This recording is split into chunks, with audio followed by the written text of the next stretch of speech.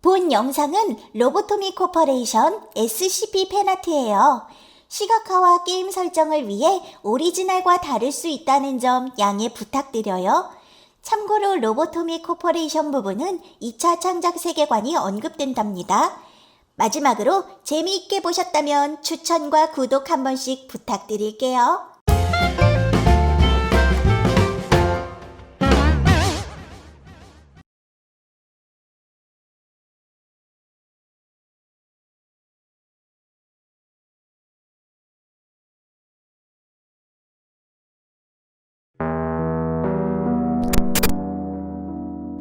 안녕하세요, 관리자님. 새로운 환상체를 데려왔어요. 뜬금없는 이야기지만 오늘 밤은 저와 같이 자주실래요? 무서운 악몽을 꾸게 될 것 같거든요. 어머, 너무하셔라. 제가 이런 이야기만 하면 무슨 땀만 품은 줄로만 아시네. 오늘 들어온 환상체가 악몽을 꾸게 만들지도 모르거든요.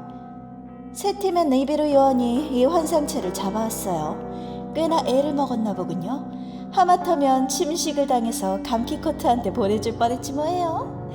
그럼 잠자리에 들기 전에 바로 클리핑에 들어가 볼까요? 식별 코드 LA 3-73.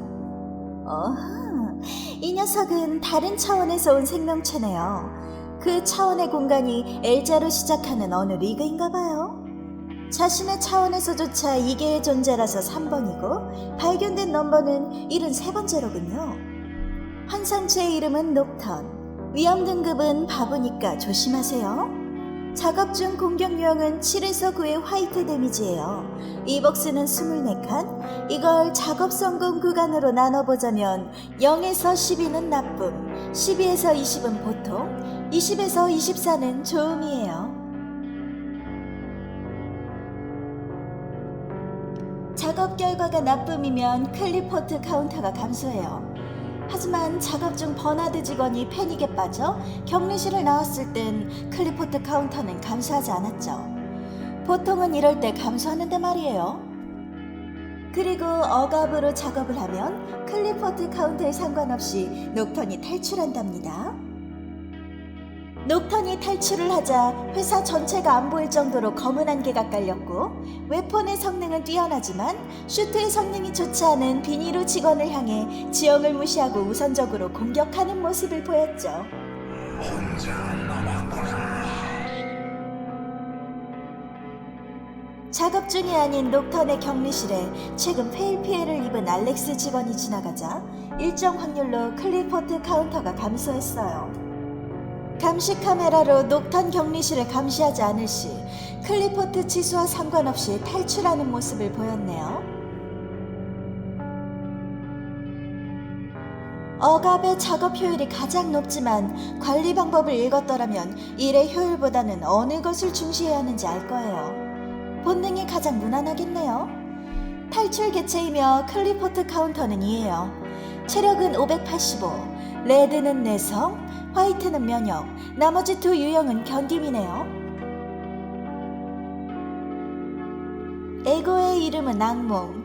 당장이라도 꿈에 나올 것 같은 환상체의 모습을 본따 만든 것이죠. 환상체의 등급과는 다르게 에고의 등급은 알레프 위주네요. 우선 슈트를 볼까요? 검은 안개가 서린 푸른 갑옷이네요. 레드와 화이트는 내성이고 블랙과 페일은 견딜 수 있게 해주죠. 제조 비용과 수량은 각각 100과 2, 용기가 5등급 이상이어야 착용 가능하죠. 추가 효과로 페일 피해를 입고 있는 직원에게 다가갈 때 이동 속도가 50% 증가해요. 웨폰은 녹턴의 팔에 달려있던 그 날이네요. 12에서 16이라는 높은 수치의 블랙 데미지를 빠르게 입힐 수 있어요. 제조 비용과 수량은 각각 120과 2, 절제는 5, 정의가 4등급 이상일 시 착용 가능하죠. 추가 효과로 매 5번째 공격마다 12에서 16 사이의 페일 추가 피해를 주변 사거리 내의 적에게 모두 입히고 피해량만큼 회복하네요. 기프트는 녹턴의 왼쪽 눈, 정확히는 흩날리는 하얀 안광이에요. 1%의 확률로 획득할 수 있지만 관리한 직원의 지혜가 용기가 5등급 이상이어야 얻어지죠. 체력이 낮을수록 공격 속도가 증가하는 효과가 있고 착용 부위는 위에서 설명했죠? 환상체의 기록을 남긴 외부의 것들은 폐기 또는 소각이 되어야 하지만 녹턴과 함께 남겨진 편지는 중요성이 인정되어 4등급 이상인 직원에겐 기록 열람이 허가되었어요. 물론 관리자님은 두말할 것도 없이 읽을 수 있어요. 그걸 원문 형식으로 보관해 의미가 훼손될 수 있다는 의견을 반영해서 그대로 기록되었죠. 그걸 AI에게 인식시켜 음성화시켜 보았어요. 그럼 들어보실까요? 저는 입니다.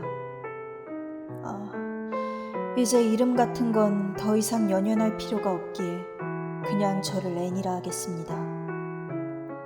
제가 이렇게 기나긴 장문의 편지를 남기는 이유는 저와 같은 운명을 막고자 함에도 있습니다. 그것 녹턴이 나타난 건 승자 따위 없었던 잔혹한 전쟁이 끝난 지 몇 주채 되지 않았을 때였습니다. 처음엔 다들 전쟁이 끝나고 난 뒤에 막연한 걱정 때문에 일어난 악몽인 줄 알았습니다. 제 아내와 아들도 그 후유증으로 가끔 비명을 지르며 일어났으니 말이죠. 불기둥이 하늘을 탐내듯 탐욕스럽게 끝없이 솟아올라 뱀의 혀마냥 날름거리고 전쟁이 있었던 자리엔 사람이 살아있었다고 생각할 만한 흔적조차 용암으로 녹아내렸으니 건장한 성인이라도 비명을 질렀을 것입니다. 그런 악몽들이 반복되자 그림자가 다가온다고 비명을 지르며 돌아다니는 미친 자들과 악몽이 계속되자 인간으로서의 선마저 넘어버린 사람이라고 부르지도 못할 것들과 침대 위에 비명 행사한 사람들이 늘어나기 시작했습니다. 처음 저는 전쟁이 그들을 죽게 만든 줄 알았습니다. 집집마다 한때는 사랑하는 가족이었던 고기 토막이 생겨나자 공포와 분노가 흑사병처럼 사람을 타고 전염되었습니다.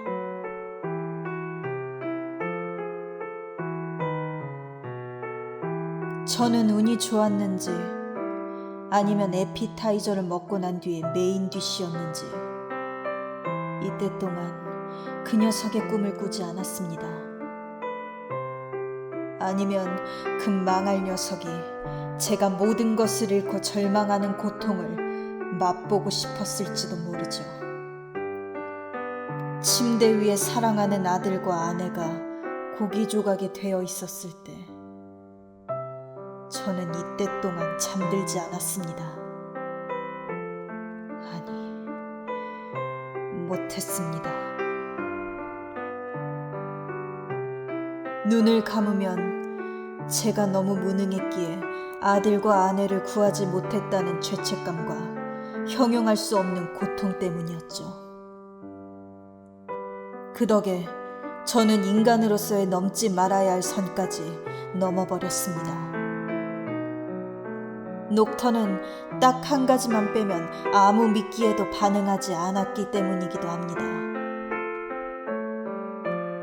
괴물을 잡기 위해 괴물이 된 저에겐 목적도 방향도 남아있던 인간성도 전부 잃어버렸습니다. 매일 밤 전 제게 살려달라고 비명에 가까운 부탁을 하던 사람들의 목소리가 생각이 납니다. 그 녀석이 올 때마다 짙게 깔리던 검은 안개는 이제 아무도 해하지 못할 거라 믿습니다. 언젠가 당신들이 환상체라고 부르는 괴물들을 처분한다고도 들었습니다. 저 같은 괴물이 태어나지 않도록 해주세요. 가족을 잃고 피눈물을 흘리는 사람이 나오지 않도록 해주십시오. 눈을 뜨면 볼 수 있는 여명을 보게 해줘.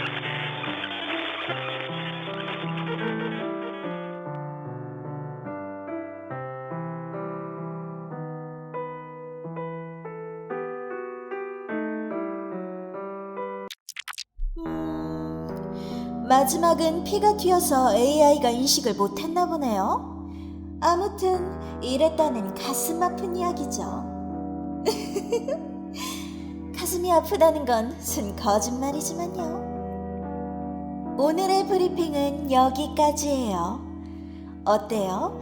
제가 관리자님과 함께 자고 싶은 이유를 이제는 알겠나요? 이런 이야기 들려주면 관리자님도 무서워하며 저와 같은 생각을 할 거라고 생각했는데. 예리하셔라. 맞아요. 거짓말이에요. 전 어차피 죽은 사람이고 AI이며 잠도 이룰 수 없기 때문에 꿈도 녹턴도 다가올 수 없죠. 혹시 몰라요? 녹턴이 AI도 먹잇감으로 노려 컴퓨터를 박살낼지. 그럼 관리자님, 저는 여기서 눈을 감아볼게요. 제가 혹여나 잠에 들게 되고 침음을 흘리면 관리자님이 깨워주셔야 돼요. 알겠죠?